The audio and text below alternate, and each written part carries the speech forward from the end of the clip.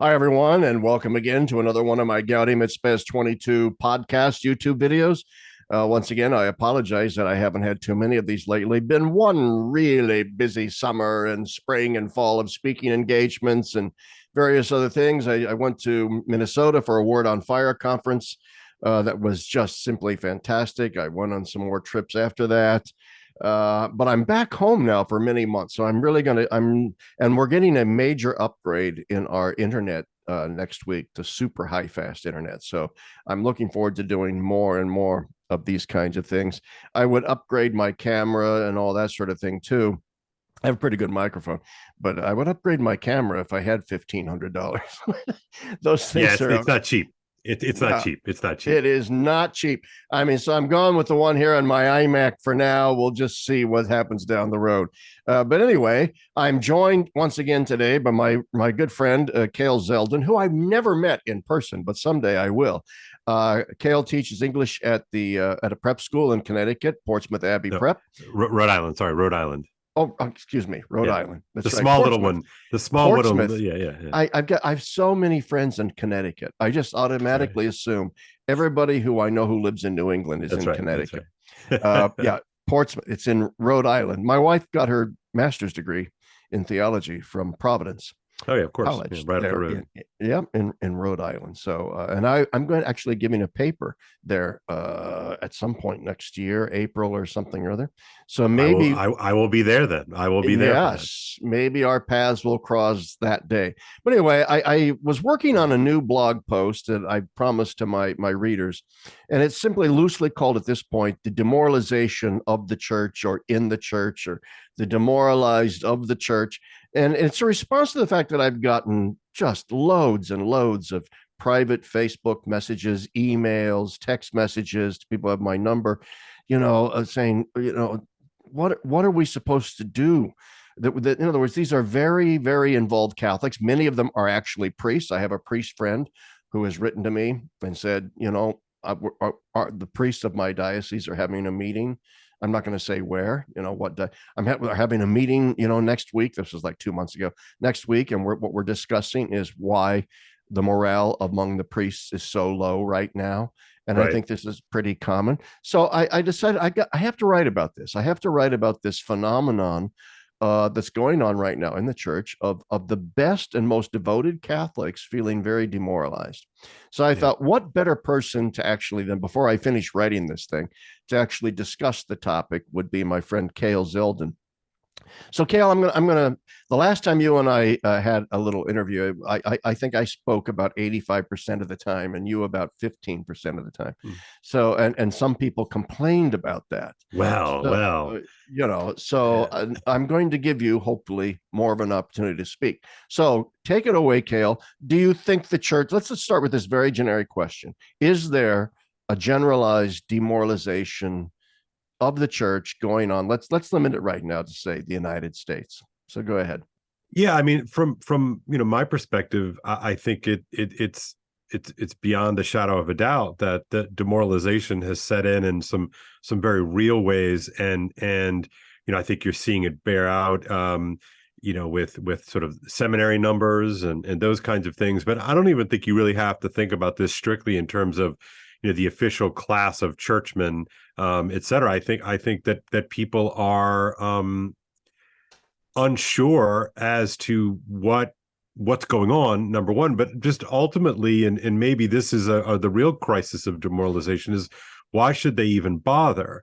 And I think in a weird way, to sort of steal a phrase, um it is a despair, perhaps, that dare not speak its name, especially for those of us who have skin in the game, either as priests or teachers or nuns or brothers or just anybody who works within the official, um, institutional and para-institutional structures of the church in America. I think most people are just like, what's going on? What is all of this? And the fact that you get these text messages and emails, I think is extremely telling. It's not like you're going out there soliciting, like, No. hey, everybody who's in a real bad mood and is getting kind of frustrated and confused, Yeah. please text me now. I mean, we could all go on Twitter right now and do that kind of blag. You could do it on Facebook. You've got a load of friends on Facebook, and you can do that, and sure, it would come out of the woodwork. But I'm more interested in those people who have, I don't know, kind of kept their powder dry. Does that make sense to you, Oh Larry? yeah. Oh yeah. Like I said, like I've said some point in this blog that I'm writing right now, Yeah. I'm not talking about super sensitive, hyper romantics who long for a Yeah. Catholicism that, Yeah. that never was and are now upset, because these are people that were already upset with John Paul and Benedict, and so that's kind of a different issue. And as you and I were talking off camera, I don't really want to turn the rad trads into a boogeyman here. And Absolutely not. And I would just encourage, you and your audience to even disambiguate that neologism, right? That it's, we almost, it's almost impossible to say trad without rad, in our current time. And that's sort of language of warfare.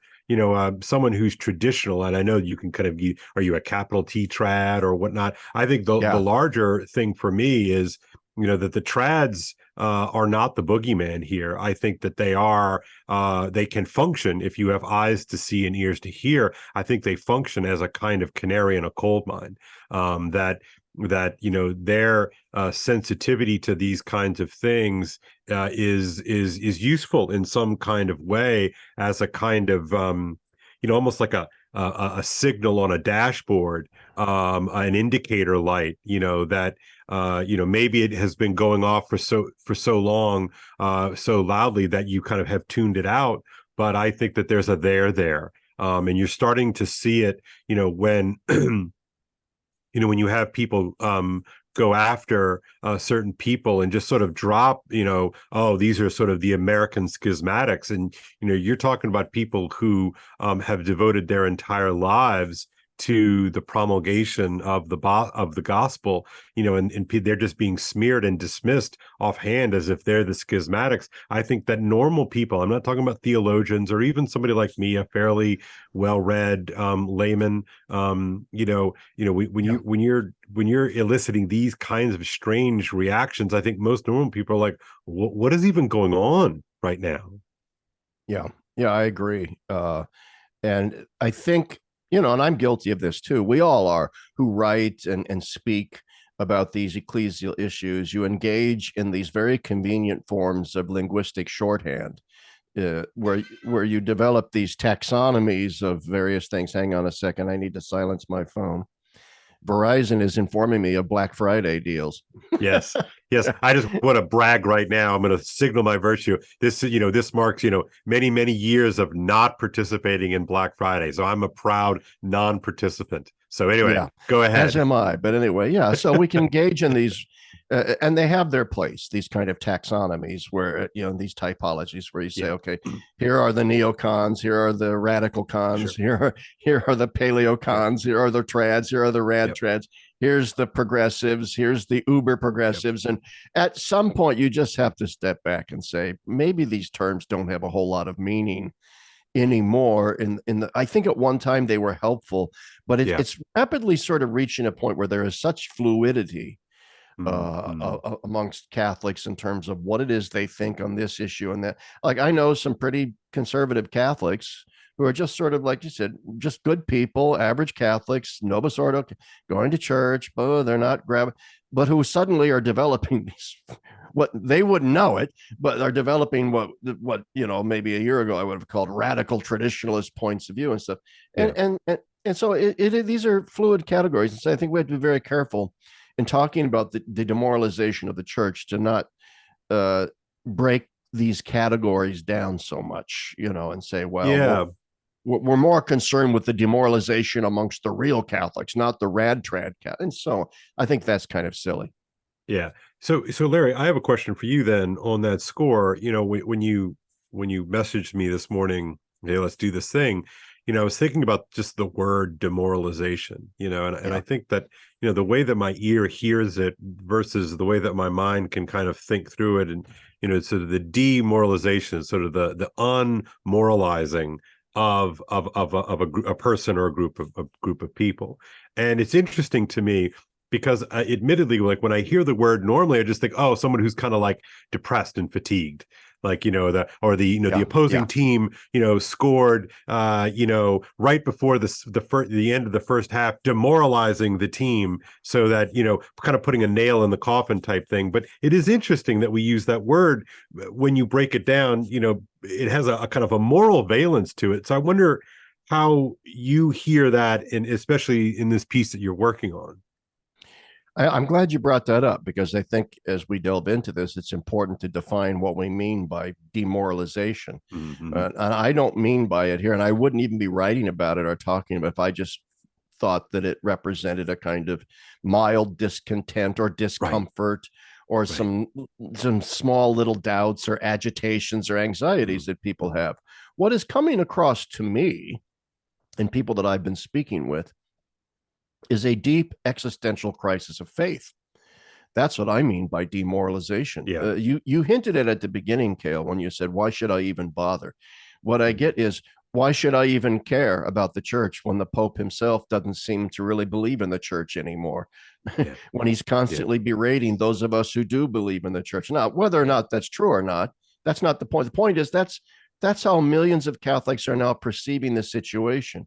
Why should Which I I? think is huge. Go Which ahead. I Go think ahead. is huge. Like that perception issue is a big deal. Like when I used to work in academic administration, let's say that that a teacher and a student kind of were at crosshairs, right? That Right. something had gone sideways with that relationship, and so as the academic dean at the time, I would kind of have to wade in and like, all right, and so I remember, so the kid sort of thinks what the kid thinks, right? And you have to deal with that, and the kid may be mistaken, but oftentimes that there's some level of there, in Right. that Right. relationship. So then you tack over to talk to the teacher, and so you talk to the teacher and say, well, Johnny thinks X, and the teacher's immediate reaction typically, or oftentimes, is like, well, that's just not true. And so I my first inclination is look, we're colleagues, let's work on this together. We've got a relationship that is running off the rails here, and you've got to work with this kid for the rest of the year, and they've got to be in your class for the rest of the year. So let's sort of think about this. And I was like, well, but it's not true, Kale. And I'm like, okay, well, fine. It very well may not be true, what little Johnny is reporting to me and to his mother and whatnot. But what we do have to you don't win any points by winning the truth war, right? What you have here, and this is this is a real life situation, is you have a relationship that is broken. And so therefore the adult thing, so I would always try to sort of call to the better angels of my colleague teacher and be like, look, in your sort of adult perspective, and from that Right. perch, what might you do in order to help us salvage this relationship? Now, that it does not mean to accept the lie, right, or accept the half Right. truth, but what it does mean is that you have a duty and a responsibility as an adult to be like, okay, perhaps there's something that I'm not conveying well, or that was misinterpreted, but let's proceed as if I want you to, number one, understand where I'm coming from, but ultimately that I'm the adult, I'm the father, I'm the mother, I need to do something to mend this relationship. And I think of that dynamic, when I when I encounter all the various explanations of, well, what Francis is really doing, let's say, or what this bishop is really doing, or what this priest is really doing. It's like when you're explaining, you're losing, right? In that kind of old Yes. Ronald Reagan way. It's like you're not doing the thing because yes, but the truth matters. And of course, Larry, look, me, I know you. Of course, we think the truth matters. It's a large aspect of what animates us, right? In everything that we do, the truth is Yeah. super Yeah. important, right? But it's like there's almost like, and forgive me, but there's almost a kind of weird autism that takes over. Like, well, the truth is the truth, and we just have to, right? But there's also, like, the human part of the relationship that you have to kind of iron out. And so what I feel at one of the aspects of this demoralization that you're clawing at here, trying to capture in your essay, is no doubt this is a massive element to what is going on. And so then we have to ask ourselves, as the adults in the room, as the expression goes, is like, what can I do as the adult in the room to fix the relationship? Yes. And I just don't see a lot of that. I think that analogy is really good because I was about to make, oh, by the way, for my listeners too, I forgot to mention at the beginning when I introduced Kale that he has also done for many years, not so much anymore since it's defunct. He did the General Eclectic podcast with Rod Dreher, which is actually how he first came to my attention. So and I'm assuming that people can still go to those Yeah, podcasts. and not only can they can still find them. Just type in General Eclectic, and there's like, I don't know, like 100 whatever, maybe 75 Yes, and episodes. it's not the General Electric. It's a play on words. It's the Right. General Eclectic, which I love. Eclectic, right? But I have actually just rebooted. I just restarted my own podcast, just that I'm doing myself, and I'm going to have you on, Larry. So just so you know, yes, I'm doing. Is but it it's the called Underneath? It is. It's called The Underneath. It's the same name as my Substack. And so I'm going to do, interesting things, I hope. My pinky swear to my audience is that I will do my best. Maybe I won't always do this, but I will do my best not to bore you and not to waste your time. So I hope to be fairly wide ranging. It'll be about cultural matters, story matters, philosophical matters, theological matters, and not just church stuff, and not just just kind of a broad swath of things That's that I why like I to love do. you because you can talk everything from the Pope to Dante and beyond. So Yeah, I hope I so. encourage all this brief little interlude to our conversation. I encourage all of my subscribers, listeners, viewers to when to go see first the Substack, the Underneath, and then the podcast associated with that, which is That's not right. up and running yet, but will be. Right. All right. Now, I was about to make a distinction between two kinds of the demoralized. Right. And it seems to me that the kind of demoralization that you were just referring to, say a student who misunderstands something a teacher said, and there's all these ruffled feathers, and you have to, go through this whole process of the teacher trying to clear things up, even if they were in the right, and so on. Right. Now, right. So that's with regard to Pope Francis or the synod on synodality or the hierarchy in general, whatever. There's a whole bunch of Catholics out there, and I hear from them, who I would say are simply genuinely confused, and they're demoralized because of this confusion, because they really don't know what to think.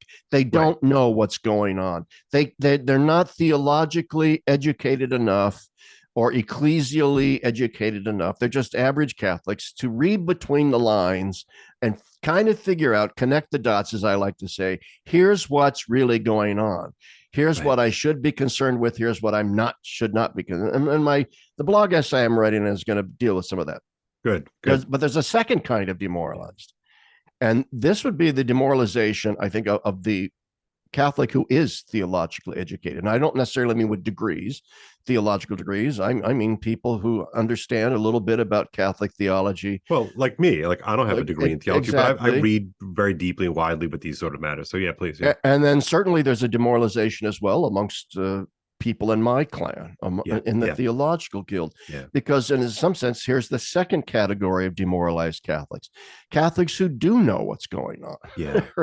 At least at least we think we do, who can read between the lines, like my recent article on the Pope's recent motu proprio. I thought that was really good, Larry. I did read it. And again, guys, go take a read. I know if you're watching this, you probably have already read it, but I do think Larry gets at something really important, that the plain meaning versus the underneath, which is what my work I think really is, my project really is about, is so important.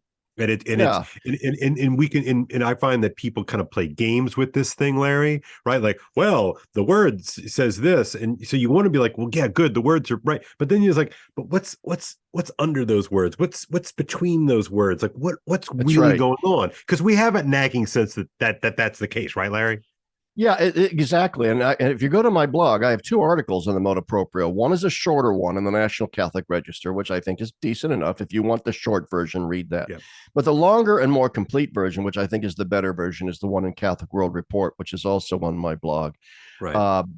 So go and read those. But the point is this: oftentimes, there's what we call the Pope splainers that are out there, who are constantly saying, well, if you look at what the Pope said, there's no heresy here, and they're right. And the Pope is just saying this, and they're usually right. And so these kinds of explainers of what they're very good, I think, and I haven't maybe given them enough credit for this, They're very good at helping the demoralization of category number one Catholic, those who are not really all that theologically educated, who are sort of garden variety confused, who just want to be reassured, hey, the Pope's not a heretic because my next door neighbor says the Pope's a heretic. My other neighbor who goes to church says the Pope wasn't validly elected, and Benedict is still the Pope, or at least was until he died. So what do I think? Okay, these guys, the Robert Vestigis of the church and so on, and God forbid, the Mike Lewises of the church. They're very good at Andrew Lakutis. These guys are pretty good at explaining to those kinds of Catholics, I think, that the Pope, talking them off the cliff. Don't worry, the papacy's intact. Pope's not a heretic. But they're not very good, I think, at reading between the lines. And my point isn't that the Pope's a heretic or wasn't valid. My point is that he stands for a kind of theology that I think is bad. All right. And I think there are a lot of theologians and educated Catholic theologically like yourselves who see the kinds of prelates that Pope Francis has empowered, the kind of theology that he seems to favor in the recent motu proprio, the synod on synodality, and so on. And you begin to then raise a red flag and say, whoa, whoa, whoa, Poindexter. And here is then, I think, a very deep demoralization amongst educated Catholics who really aren't, they don't think the Pope's a heretic. They almost think he's something worse, a non-believer. Wow, that's interesting. I've heard that. No, I've heard people say that. Yeah. So maybe you can comment on that. Well, I don't know. I mean, it's like, but look, my training is literary, right, primarily. Right. And so my job is to teach kids, in addition to writing and all that sort of stuff. My job is to teach kids how to read. And obviously every kid in my class can like scan Jack went up the hill, Jill decided that she wanted to go home. I don't mean reading that way, right? What we're talking about is reading for what Chaucer. This is interesting. I just thinking a lot about this. Chaucer calls the sentence, right? And what he means by the sentence, or in the Middle English, I think you pronounce it sentence, but our word is sentence, right? Is that what he's getting at is that the sentence is the meaning, right? And the meaning is kind of buried or covered by the words, okay, and therefore by extension the images, and by the dialogue, and by all these sorts of things. And so what is delightful for us when we hear or see a well-told, well-rendered story is that we see the meaning emerge almost mystically, but you don't have to go there. But you see the meaning emerge that is required. So that the meaning emerges that requires you to, as you said, connect the dots. Okay. Yes. And bad movies, we know, are the kind of movies that, and screenwriters will say the dialogue was on the nose, right? Because a dialogue that is on the nose is the stuff that, I am hungry. I am going to walk across the room and grab my drink because I'm also thirsty. I do not like it when you say mean things to me. I'm going to leave the room now.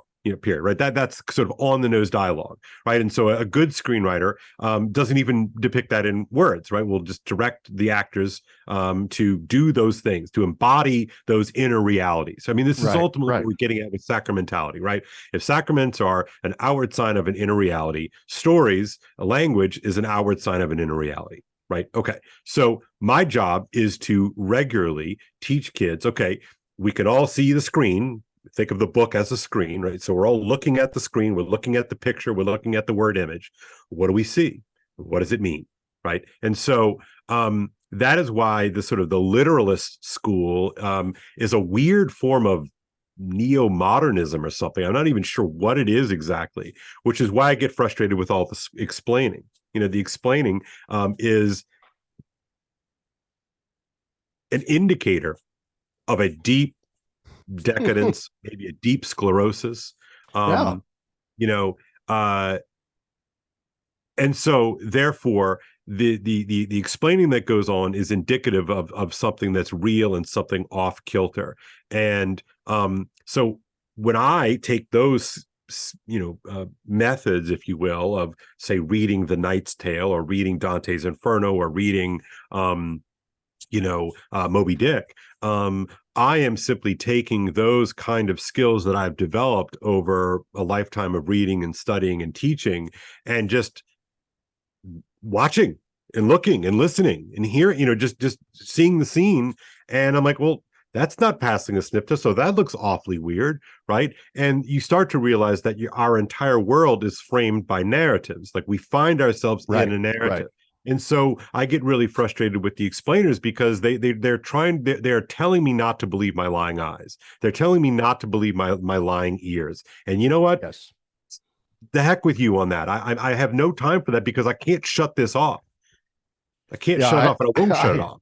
I couldn't agree more. I've grown more and more impatient with them, which is why I was trying to find some kind of olive branch just now to toss their way. Maybe, you know what I do, and I do my best to cultivate those relationships, Larry. I really do. But sometimes it's just I can't.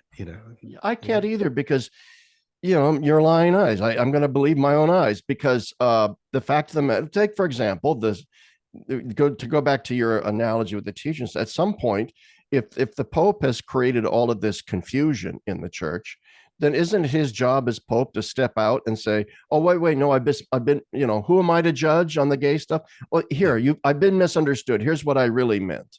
Right, because Larry, just on that score, real quick, and I'll let you keep going here. But what would you do as a dad? Just really, what would you do as a dad? If your kid came to you and says, Daddy, why XYZ, let's say, you're like, oh, no, son, honey, daughter, it's like, no, that's not what I meant. I meant A, B, and C.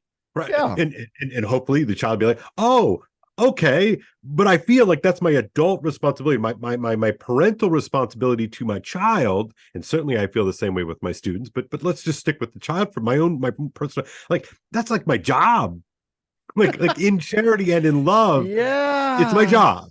Kind of your job, isn't it? As I always like to say, the job of the Pope, the main function of the Petrine ministry is to unify the church in disputed matters by clarifying. Right.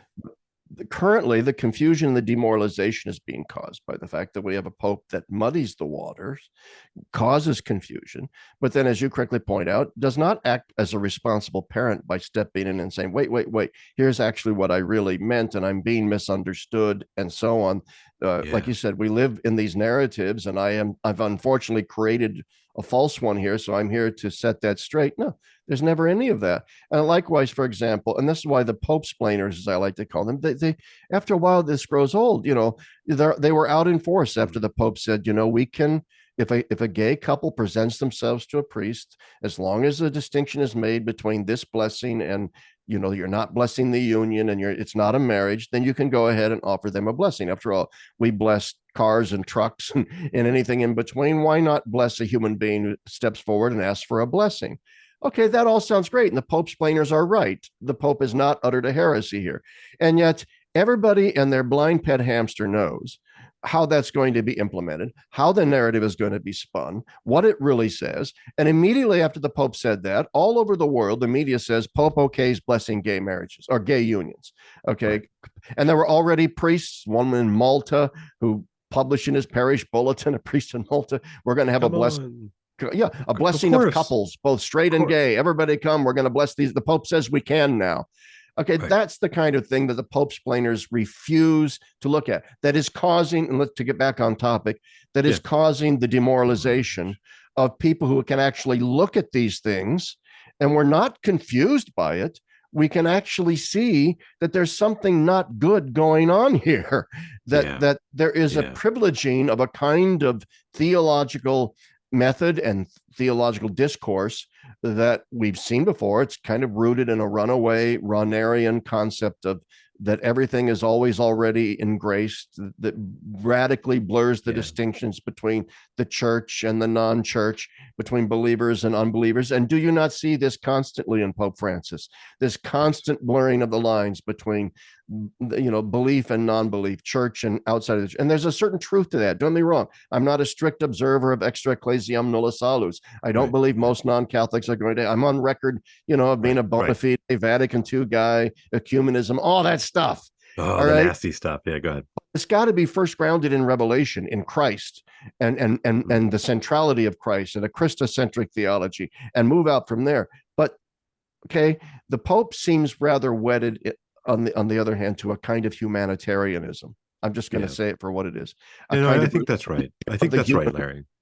He speaks a lot of Christ. Let's give him his due. I'm not saying he is simply Solovyev's Antichrist, who, in his tale, talks about, anyway, I don't want to go down that path. He's not that. But he's flirting. When you see in Fratelli Tutti, and then the world meeting of fraternity or whatever that was this past summer, and Abu Dhabi statements, it just seems like he's constantly wanting to blur and this, I think, is what is causing some people who are knowledgeable, like priests especially, to step back and say, then why should I be a priest? Why should I evangelize? Why should I care about the sacraments? Why should I care about converting people to the Catholic faith when apparently none of this matters? So Larry, from your theological perspective, and again, I think the audience might be aided and assisted. What does it mean to be moral? Right. I want to get back to this root, because I think the audience would like, what does it mean in a theological sense to be moral? Yeah. Right. Because then I think we can start to see the price tag in the immediate and in the long term and in the ultimate, the price tag of being demoralized. That is, like, my moral sense or character has been taken away from me. So help me out here. Like, what does it mean to be moral? Well, you can start with something very basic that even non-Catholics, non-Christians even, can see, which is the universal moral law, which is embedded in us, in our humanity, that we can, we traditionally call natural law. Right.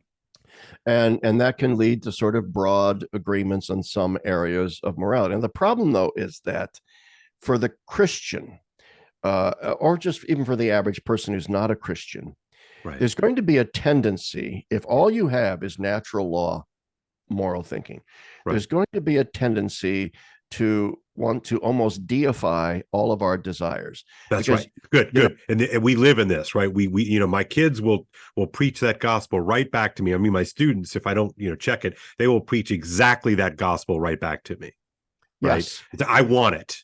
Therefore, and the corollary of this is that in any sort of humanitarian ethic rooted in a kind of generalized sense of the natural moral law is going to also downplay the ascetical element in our moral decision. It's going to downplay the. What do you mean by that? What do you mean by that? Downplay the unpleasantness of moral choosing. You mean denial? Yeah, that sometimes moral choosing involves death to the self. It involves self-denial. It involves sacrificing things that you really, really, really. What do I really, really want? Okay, is my deepest desires.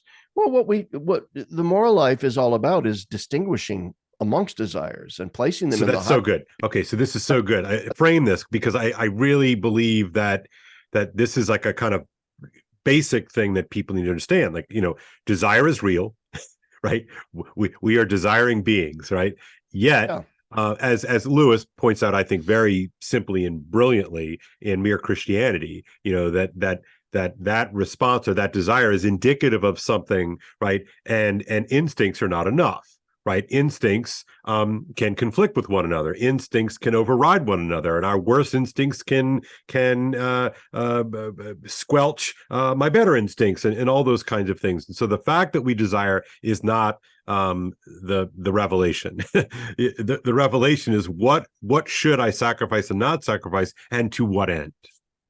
Yes, and But yeah, as Aquinas said, even when we choose evil, we choose it under some aspect of the good. Because we Aquinas think it's says we good in some way. that Yeah. our Yeah. will is naturally oriented to the good. And we Right. can't we Love it. can't choose evil just for the sake of evil, because people who think that they're doing that are really choosing evil for the sake of the evil because it's bringing them some pleasure to do so. And Right. that So to put meat on that bone, sorry to do this, but it's like if I want to kill somebody, right? I am perceiving that there is a good in that act of killing somebody. Now I can step back from that situation, obviously, and point out that, well, maybe killing something or somebody rather is not a good thing, right? But I mean, this is the inception of Dostoevsky's Crime and Punishment, right? The character yes. Raskolnikov sees this utterly loathsome, stingy, mean old pawnbroker woman and ponders, it would be better that she were dead rather than alive. And so therefore, I am going to do myself and the world good by eliminating this kind of cancerous growth on an otherwise good humanity. And so therefore, I'm going to go kill her. And he does. Oh, Right. oh, yeah, oh, absolutely. And so the essence of all sin, according to Aquinas, isn't that we're choosing amongst lesser evils and so. No, you're choosing everything under some aspect of the good. Yeah, I But love what it. you're doing is you end up sacrificing very great goods for the sake of a really really lesser good. So Right. I'm going to murder like somebody because I Yeah. think they're going to be better off, even though I know that it's probably wrong to murder them based on some notion I have in my head of them being better off, which is a far lesser good than the good of their life as That's such. right. And That's so, right. but we can get confused about these things. And the great French historian, now dead, Alain, I think he's dead, but maybe not, maybe not. Alain Bazancon. A lot of people haven't heard of him, but he's a very smart feller. I'm reading his book called The Falsification of the Good, Oh, and what he talks about, he relies a lot in that this is a concept he gets from Soloviev, Vladimir okay. Soloviev, Okay. his notion of the Antichrist, that the Antichrist is going to, in a sense, present himself. And Benedict talks about this in chapter 2 of the first volume of Jesus of Nazareth. Ah, yes, yes. The Antichrist is going, and I'm not saying Pope Francis is the Antichrist. Yeah, yeah, Let's talk. man. Okay, the Antichrist is going to present himself as a humanitarian. Right. And what's going to be involved here is a gradual falsification of the good. In other words, an inversion of values. What we thought, in order to get people to do very great evils, you have to convince them that they're actually doing a very great good. And that involves a small, incremental, but slow and gradual and an eventual process of inverting their hierarchy of goods. Can I jump in? Yeah, So, absolutely. so the opening line of Macbeth, Shakespeare's Macbeth, is fair is foul and foul is fair. Ah, Okay. yes. So the entire play takes place under the spell of an inversion of values cast by three witches. Okay.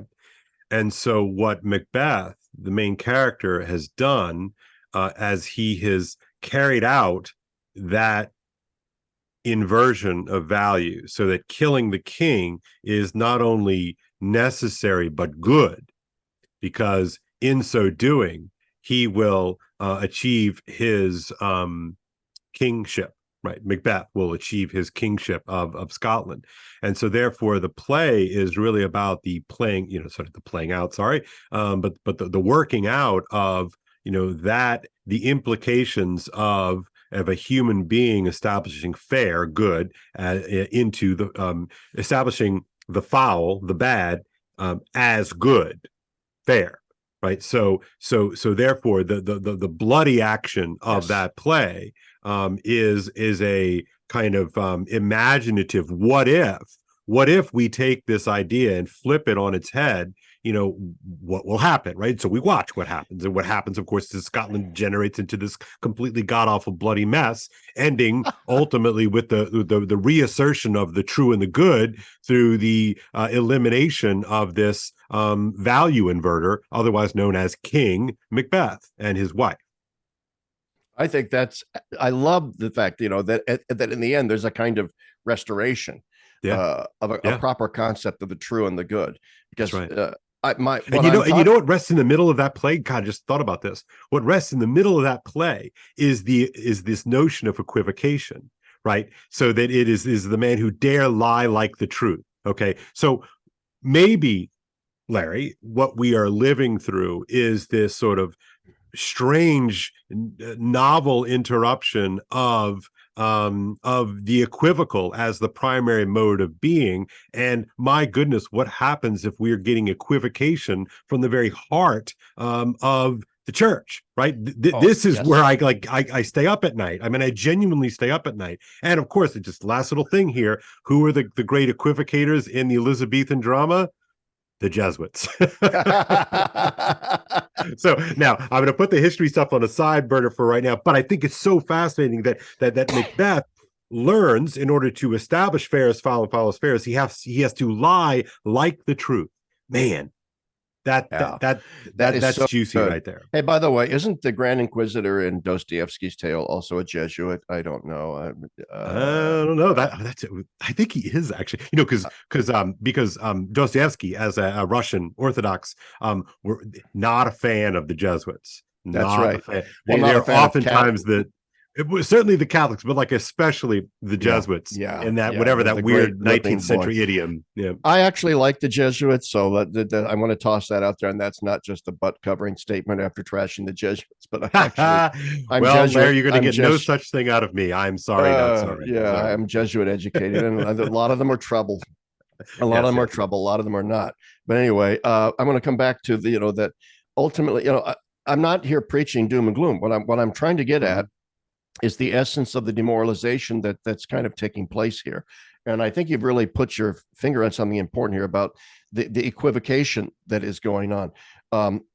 I like to say, can you tell the audience what equivocation means real quick?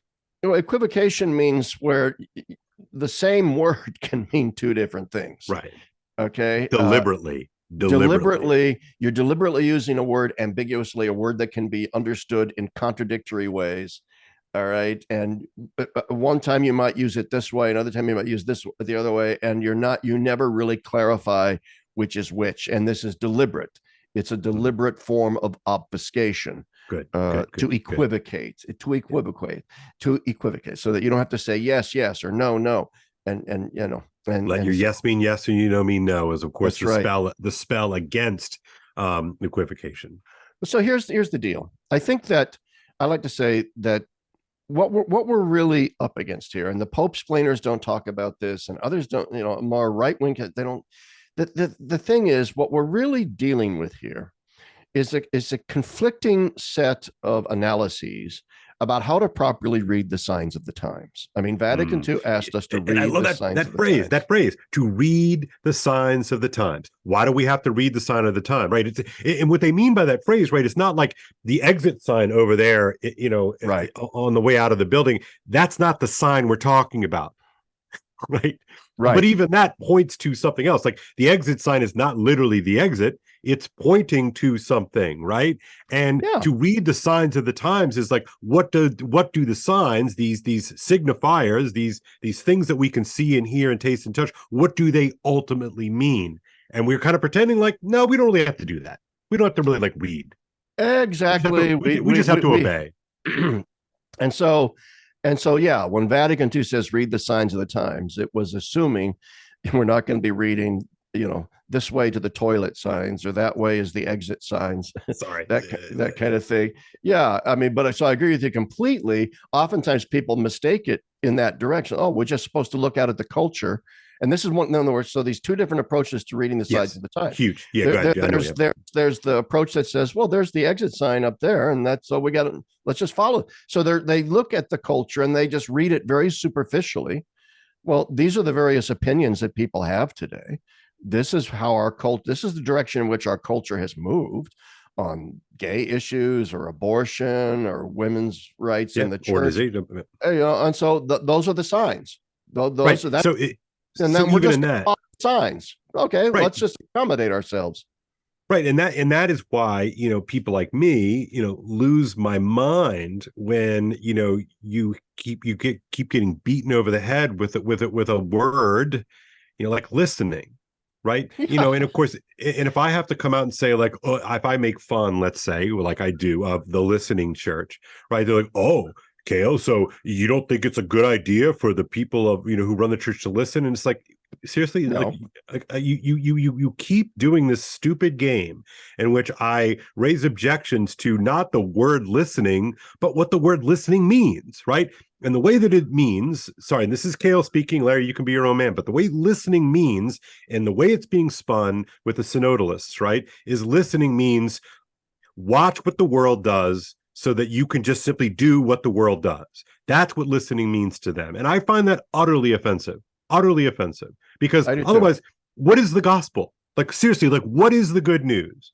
Right? If all I have to do is listen to, whatever, the news or TikTok or whatever, then like, what, again, that's why I keep going back to the demoralization as, what am I even doing this for? Yeah, that's exactly right. I mean, if I had been a synod member and I was granted my 30-second intervention, I would have simply stood up and said, with regard to the word listening, you keep on saying that word. I don't think it means what you think it does. Exactly. It does not mean what you say. That's right. That's exactly right. I don't think it means what you think it does. And Right. that's indicative of the two different approaches to reading the signs of the times. And here's where the demoralization comes in, where those of us who read the signs of the times and see in it deeply toxic, horrifically anti-Christian, humanly degrading ideologies, lifestyles, moral positions, and not that everything is horrible and bad and terrible, but deep fissures that we have to fight against, that the church has to stand up against. And then when John Paul and Benedict were pope, the church did stand up against these things and did hold the line and did say, so you're a priest and you became a priest under John Paul, you became a priest under Benedict, and you really envision yourself, therefore you read their encyclicals, you read the theologians that support them, and so you're out there on the front lines in the trenches, and you're really trying to get people to believe in a robust version, Christocentric, of the gospel and the need for repentance and conversion, and to turn away from the illusions and lies of the modern world. That's you're reading the signs of the times, I think, properly. All right. And then you turn to the current regime, all right, for better or for worse, whatever you think of Pope Francis, fine. But whatever it is, the people he has surrounded himself are saying the exact opposite with regard to the signs of the times. And I find it remarkable that goes unremarked on. Like, yeah, it's just like, and look, I come from a world, Larry, where, look, I lived out every day personnel as policy, every day of my life as an academic administrator, right? It's one of those truisms that's actually just really true, right? And so who you choose to surround yourself, who you choose to hire, who you choose to fire and move on from, that stuff matters so much. And the fact that he elevates people who are, like, on the record, like, this is not you and I, like, making mountains out of molehills. I mean, you look at somebody like what's the fellow out there in San Diego, McElroy. You look at the stuff that he's, like, in print has called for and said, like, this is not someone who gives a rat's behind about the deposit of faith. He just doesn't. I mean, it's merely it needs to be moved on from. Cardinal Holderich of Luxembourg, who the Pope he's the guy running the synod, is that right? Yeah, the Relator General of the Synod. He was the guy running the synod, and he gave an interview in which he publicly said the church's teaching on homosexuality is hopelessly out of date, unscientific, and is wrong and needs to change. I mean, he said that publicly and on the record without any embarrassment or any caveats or any nuancing or the teaching is wrong, it should change. And this is one of the hot button issues of our time, and the Pope puts him in charge of the synod. And so we're not simply hysterics. We're not simply, you guys hate Pope Francis so much. No. I mean, I spent years and years and years defending Pope Francis, putting lipstick on that. Excuse me. I love it. No, but I think it's right. I mean, it's like the pig of that message, anyways. Not exactly. The Pope. I have very mixed feelings, actually, Pope Francis. I don't hate him at all, and I don't think Pope Francis. To come back to the demoralization, I don't think his reading of the signs of the times is as superficial as a McElroy or a Hollerich. I think okay, I'll have to take you on that. I don't know. I don't think Pope Francis necessarily buys into the religion of humanity, a kind of watered down Christianity into being an NGO of the UN, a kind of religion of humanitarianism. as the positivists like Auguste Comte or Saint Simon, that these guys were already calling for, let's have all the Christian virtues about human fraternity, but let's just drop all the Christian gobbledygook. I think Oh there's yeah, I'm familiar with that. yeah, go I'm ahead. not sure. I'm not sure I can agree with you on that. Well, go with it, baby. I mean, Run with no, it. I just don't see an indication. I'm looking for some receipts that might run counter to that. I'm sure people can put them in the comments. But again, like Yeah. you could find, uh, a half dozen to a dozen to the 12th, but to the dozenth power of words that he says in a homily or words that he says in a statement that would be contrary to this. But again, it's like, in certain respects, we're at a real disadvantage, right? Because you and I are both sort of nerdy bookie types, right? And we look at documents and we read books and all these sorts of things, Yeah. and so therefore, we get hung up on scrutinizing the literal sign and not paying, or I know we pay attention to it, but not somehow being accountable to what the signs indicate. And I think that's why I think you have to look at the gestures. I think that the gestures are the Yeah. Yeah. the lingua franca of this papacy. And I think the gestures are damning. Maybe I mean that metaphorically. I don't know. Well, I think the yeah. gestures are the gestures are confusing, ambiguous, and demoralizing, to keep it to Yeah, the theme. exactly. Well, I mean, you're singing my tune in a sense. I mean, we don't Yeah. necessarily disagree here. It might just be a question of uh, wanting to keep my powder dry just a bit. Yeah, and that's Uh, fair. And I know you're in a different situation than me. I'm just but telling you, I'm just trying to tell you what well, I I mean, see. the last time you and I spoke, I said the Pope's a morally evil man and a liar, and so on and Yeah. so forth. Yeah. And I took it on the chin for that, although I don't retract those statements. Yeah. Yeah. I think maybe it's better to say what you just said, that he's an equivocator. Yeah. But then, as you said in our last conversation, yeah, he equivocates, but does that not involve certain amounts of deception? And Yeah. but I Right. don't want to. Right. I don't want this. My point. My point is simply this. I agree with you that the Pope splainers love to look at everything the Pope says, and I'm going to come back to that in a second with regard to demoralization. Yeah. What the Pope says. I like to focus not on what he says, but on what he does, because that's where the rubber meets the road. And what he has done is to, in a sense, like you said, empower all of this silliness in the church that was around in the 1960s and 70s. We all thought kind of died down, and now he's re-empowered it, and that's bad. So that leads me then to the demoralization aspect, because Mm-hmm. and it's this. I don't lose any sleep over this Pope. Let's just put it that way, because I don't think that he's a false Pope. I think he's the real Pope. I don't think he's formally taught in a magisterial way heresy, and therefore I don't think that he has interjected into the church this great constitutional crisis, if you want to mix political Yeah, with I'm following the metaphor. idiom. Go ahead. In other words, I don't think, and I say this to my listeners, and I'm not just keeping my powder dry.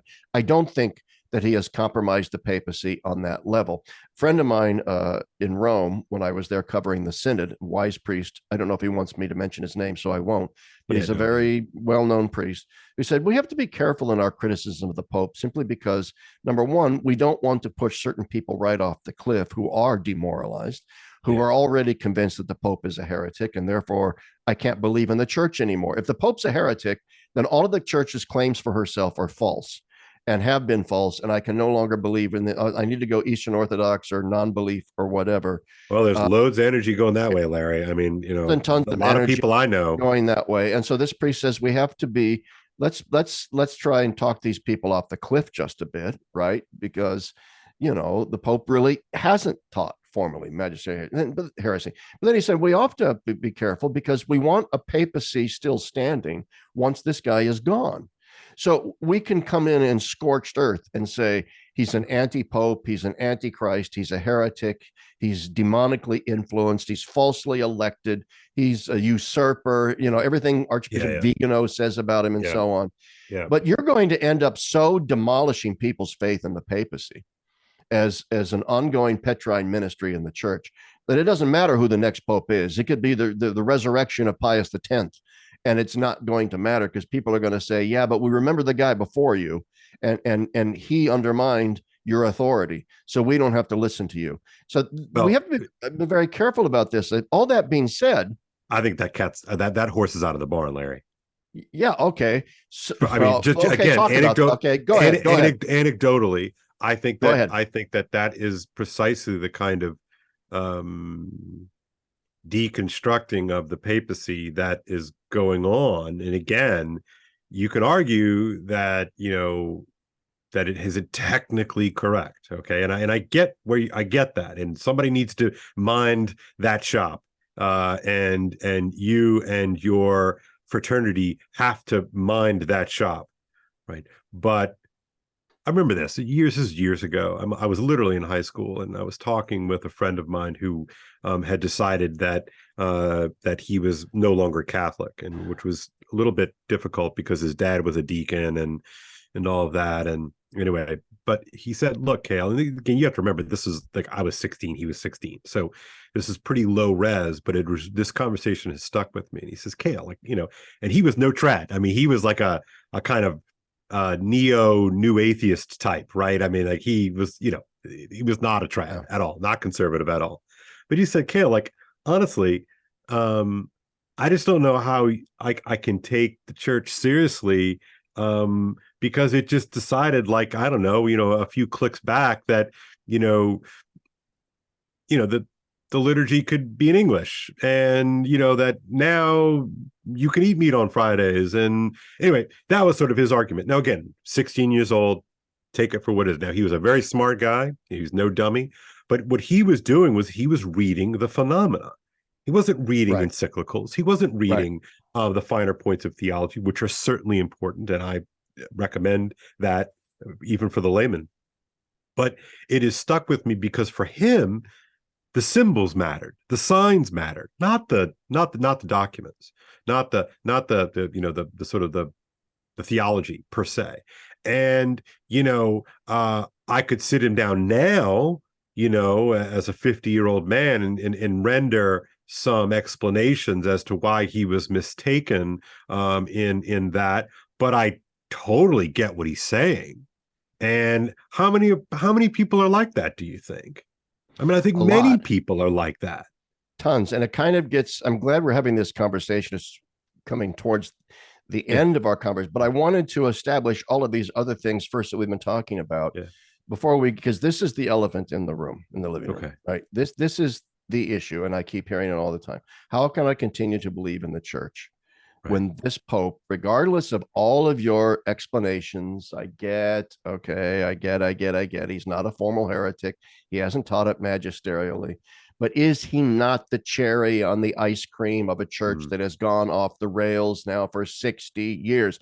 Like you just pointed out, we destroyed the liturgy and replaced it with a real cheap alternative.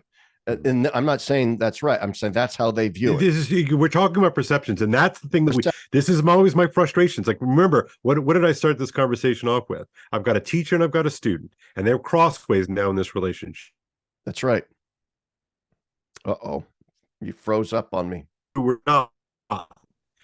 The problem is that we have a perception problem, and you have to address the perception problem, right? It's like it's the adult thing, it's the moral thing to do. Is you have to address the misperception. You have to treat it as a phenomena that is unto itself. Yes, get that. All so right. Keep going. Sorry. No, I'm sorry. I don't know how it's coming across to others, but you've kind of frozen up a couple of times on me in that conversation. No, we're good. Very happy it's that still moving. Oh, I'm very happy that my internet is going to be upgraded next week to high speed fiber optic. Right now, I just have a stupid old DSL line out here on the farm. It's really bad. Yeah. But anyway, no, you're right. You're right. Perception. You keep nailing this idea, Kale, and it is just so true. Forget the theological pope-splaining fineries here. That is going to, I think, help some people hang on to, okay, as I've said to people, we've had bad popes in the history of the church. We have another one right now. We have a bad pope. This too shall pass, and maybe the next pope will be a good one. And you know what? That's really helped some people to put things in perspective. Yeah, I guess we got spoiled with all those good popes. And now we've got one who's, not a bad man, but he's all confused and he's confusing me. So I'm just going to wait him out. Fine. That's helped some people. But it's not helping those who are deeply wounded by the modern world, for starters, who see the signs of the times as we see them, mm, trying to raise their children yeah. in this cultural septic tank in which we live, this pornified, horrible, totalitarian, technocratic, techno pagan bullshit septic tank in which we live. And that's what it is. And it makes me angry that our church leaders cannot see. John Paul saw it, Benedict saw it, Francis doesn't see it. And that's my chief complaint with Francis isn't that he's a heretic. I don't think he is. He lacks sight. He lacks prophetic insight into the signs of the, and this is what people are stepping back and saying. I thought the papacy was about guiding us through these dark waters. And now it turns out it's not. And so maybe I just need to find safer havens elsewhere. And that's they changed the liturgy. They got rid of meat on Fridays. Now everybody that can get divorced and remarried and annulments are given out like candy. The devotionals are downplayed as superstitions, and our church doesn't even use patens at communion anymore. And they got rid of the bells, and it just seems like everything has become horizontalist, and so why bother? Yeah. That's the perception, right? That isn't that the perception? I really do think that's perception, because if I or a lineup, let's say, all the kids as they're walking across the graduation tent here at school, right? And I'm not going to play percentages or numbers. It's not my point in this conversation. But if I were to ask them as they come off the stage, do you consider yourself a sort of a believing, practicing Catholic, right?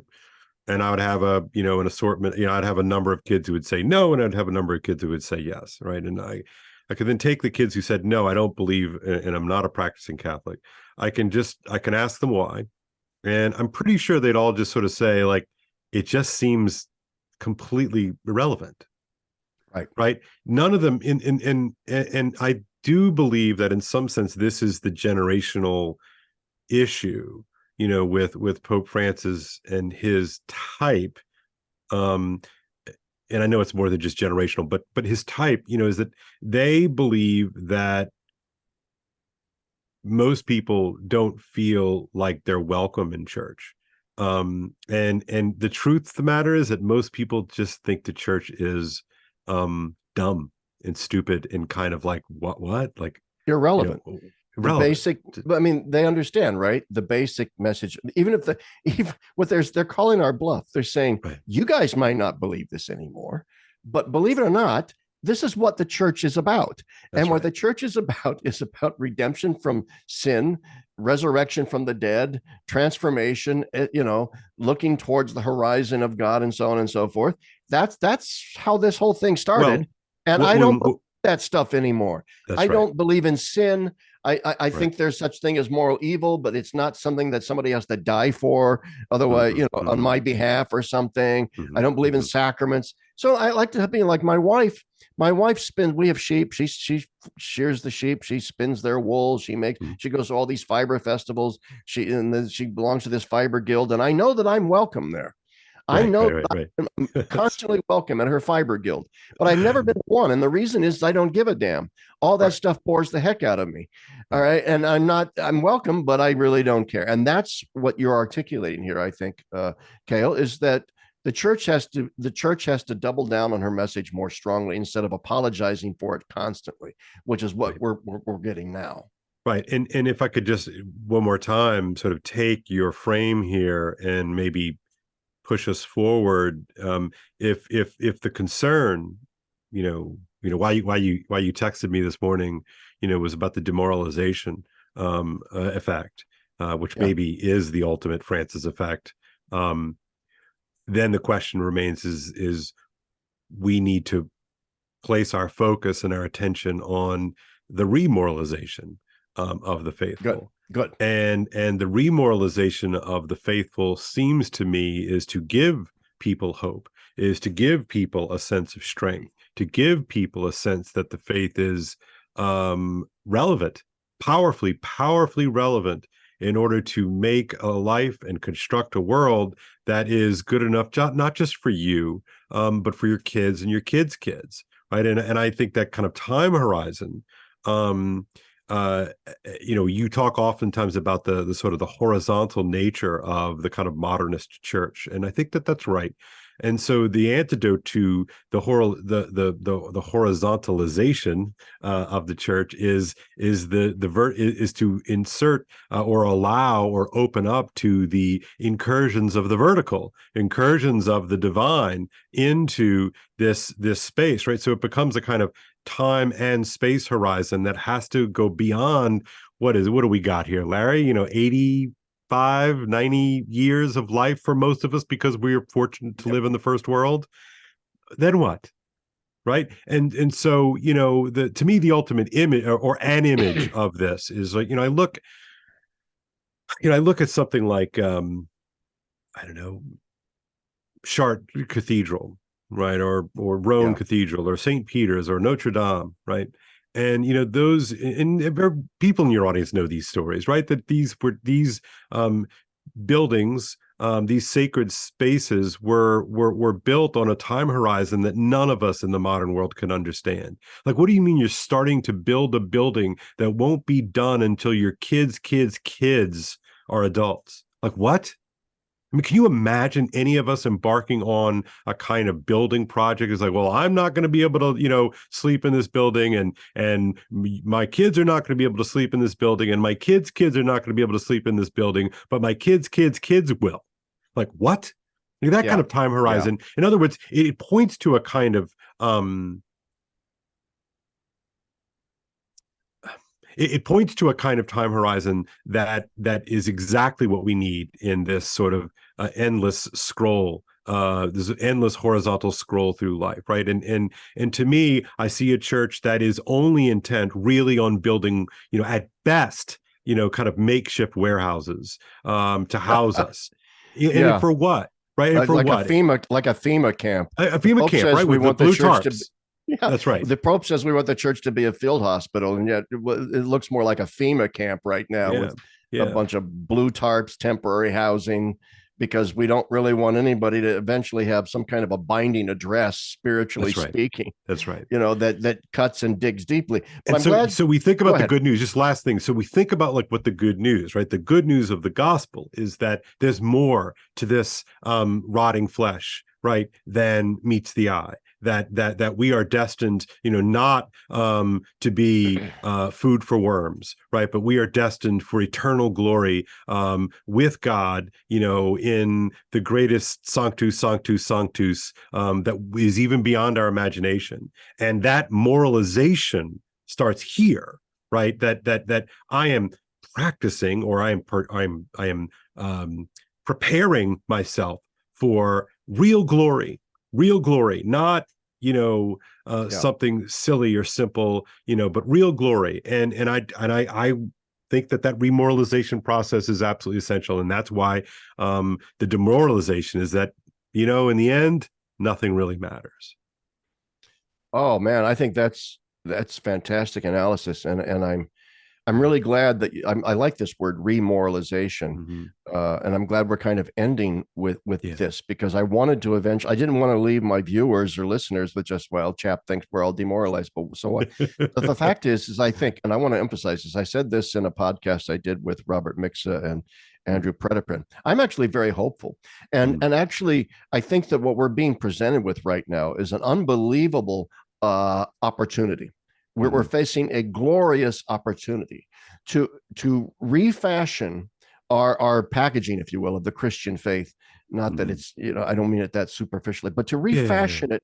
And it's like to say, it's in order to rewild Christianity, to let's make Mm-hmm. Christianity weird again. Let's make it different Mm-hmm. again. Let's Mm-hmm. make it cut and bite. And I don't mean in obnoxious Yeah, sort of yeah. contrarian ways, but in ways that are truly provocative. We said earlier that a lot of people just look at the church and, well, I know I'm welcome, but it's so what? I'm irrelevant. And yet, what you correctly point out, no, the church can never remain completely irrelevant to people, because it's dealing with issues of life, death, afterlife, and so on. And ultimately, everybody wants to know whether or not, when I go into the grave and the worms get me, if that's the end of me or not. Yeah. There is a truth to the human nature that, with regard to death and last things, the church will always have a voice in that conversation. So, let's come back to Pope Francis and the demoralization. To put it in a more positive way, and Edward Penton, the canonist, has sort of hinted at this in a recent article. Penton's, says that, the reason why God is allowing all of this is the church is kind of being purged of something here. And Yeah, I that's a agree shame. Yeah. completely with I think that. that's right. I think With there's a the truth there. churches and Ratzinger pointed out in 1968 in his book, Faith in the Future interview, Right. the church is going to shrink. We're going to lose people as she loses her bite on culture and relative. And so in a sense, what we're losing is finding the last death throes of kind of Constantinian Catholicism, or bourgeois in its modern iteration, sort of Yeah. bourgeois Catholicism, suburban Catholicism, Mhm. affluent, comfortable, status quo, what I like to call Cardinal Dolan Catholicism, Mhm. the Catholicism of the edifice, of the institution, of all that. Yeah. Now, don't get me wrong, we're always going to have the hierarchical elements of the church and Mhm. her apostolic structure. I'm not saying that. We're not going to get Right. rid of that. But that can take a billion different forms. And it Yeah. doesn't necessarily have to take this moribund form currently has. And therefore, to put Pope Francis in perspective, I view Pope Francis as the kind of like last rattling death gasp of bourgeois status quo Catholicism. But whereas instead of doubling down on old fashioned rules and Tridentine Catholic, Mhm. he's simply saying, oh, forget all that. None of that matters. Let's just Mhm. all be happy face and happy time and hold hands and accompany and discern and walk together and synodal happiness and joy. This is all just BS. It's a kind of whistling past the graveyard Yeah. Catholicism that doesn't really want to take it seriously. So what we need out of the ashes, if you will, of this form of Catholicism, when we're hemorrhaging people left and right out of this form of Catholicism, right? Out of the ashes, and this is the hope, something really wonderful and new is going to take place. So to those people out there listening, and I'm going to turn it back over to Kale, Mhm. we should not be running with our tail between our legs saying, oh, woe is us. The Pope isn't what I thought the papacy was. No, this is not the end of the papacy. We've had bad pope before. We're going to have better popes in the future. But stop focusing on the pope. Who cares? Yeah. Focus on Christ. Focus on the saints. Focus on your own sanctification. Focus on the sacraments.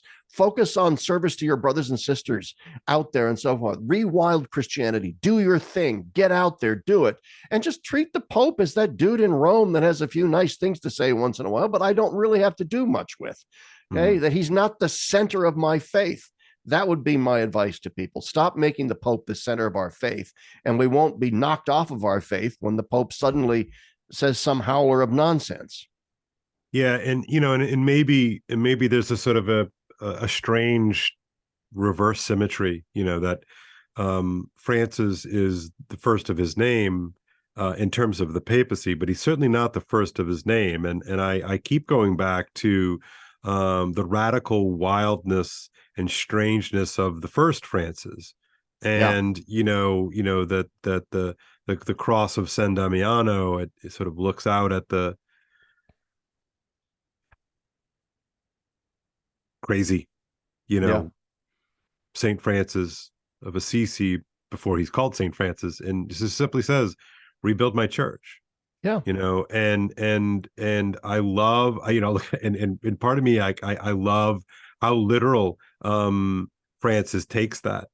So he starts like moving rocks around, and I yeah, love that. I do. yeah, I think that there's that's often that part of the story is often told like ha ha ha, he like got a mistake, but there's a truth to that, right? He wasn't like immediately marching to Rome and telling the Pope what's up. Just started rebuilding a church that had been abandoned and left to decay.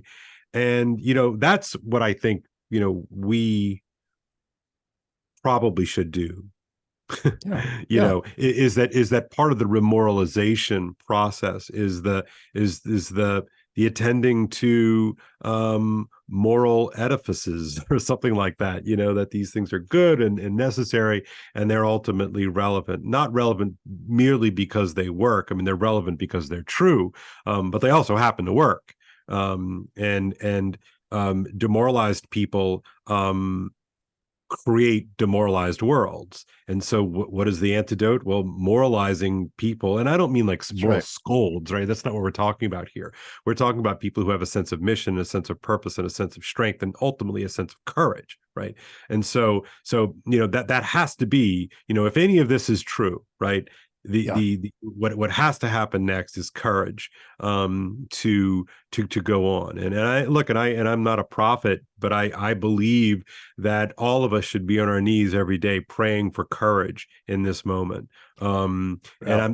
This is not some sort of subtweet of sorry, this is not some sort of subtweet of Pope Francis, but I mean just much bigger terms than Pope Francis. I think that we're going to be challenged in ways that we possibly can't maybe even imagine. But courage has to be the thing, because if you have not courage, then what's strength?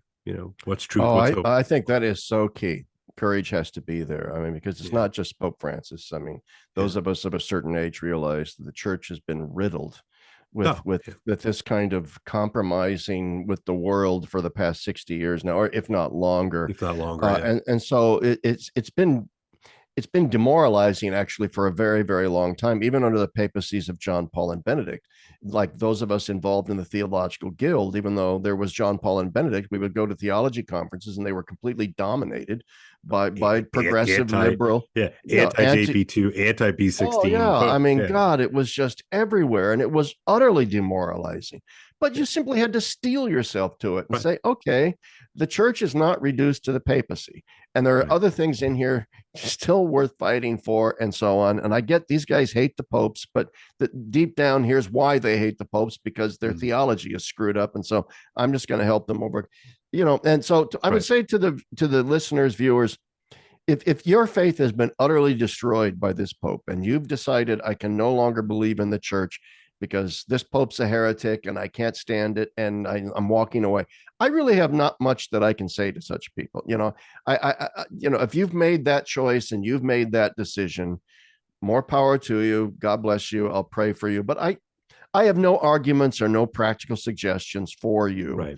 that are Right. going to talk you back into the church with a bunch of pope splaining fineries. If this pope has so scandalized you that's what you're going to do, I can't stop. That's My right. words are more intended for the truly, not those who are walking away entirely, but for the truly deeply, deeply demoralized who are undergoing a crisis of faith. Oh, That's right. absolutely. Crisis of That's right. faith, but who know that they're not going to give the faith up and are Right. instead looking for what can I do? What Yeah. should we do? How can I put this in context? And I think that's what we've been trying to do here, Kale.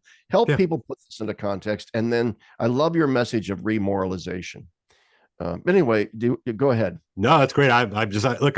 Anytime I get the call from Larry, the text from Larry, or the message from Larry, like I'm game. So this has taken me in a bunch of cool different directions of things that I'm kind of working on here. But Yeah, me too. no, I love these conversations, and I hopefully your audience finds them helpful. So Well, thank you very much for being. I think this is a natural place to sort of stop. We've been talking yep. for an hour and 15 minutes. That's about the time. So, hey, I want to thank Kale Zelden for coming on again today. He's becoming a kind of regular, but and that's a good thing because I really enjoy conversation. So thanks everybody for listening. Yep. Cheers. I've got some more podcasts coming up next week, so stay tuned. So thanks a All right. lot. Cheers, Bye. everybody. God bless.